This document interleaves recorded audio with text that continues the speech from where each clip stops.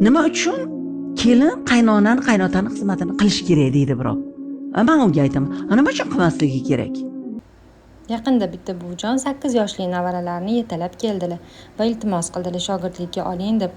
Yo'q, hali kichkina ekanlar, biz andazalar bilan ishlaymiz, mashinada ishlaymiz, ozgina qiynalib qoladilar desam, qizim, iltimos, bu shortslarni zamonida hech bo'lmasa o'tirib yarim soat qo'lda tikish o'rgansa ham mayli dedilar.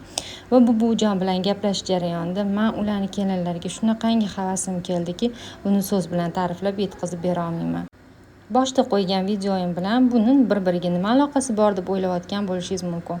Instagramga kirsam, faqat shu mavzu va pastdagi kommentariyda ikkiga bo'linib olgan ayollar kimdir xizmatini qilish kerak qaynonani desa, kimdir nimaga endi qaynonani xizmatini qilish kerak, kelin xizmatkor emas-ku degan mavzular.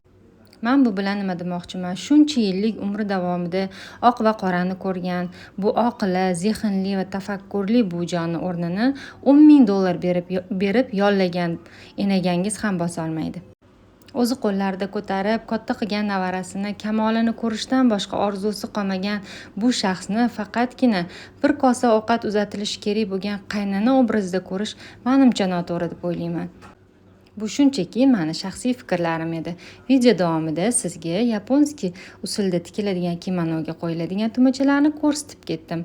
Tugmachalar va fikrlarim haqidagi fikrlaringizni kommentariyda yozib keting. Bizdan uzoqlashmaslik uchun podpiskani bosib qo'yishni unutmang.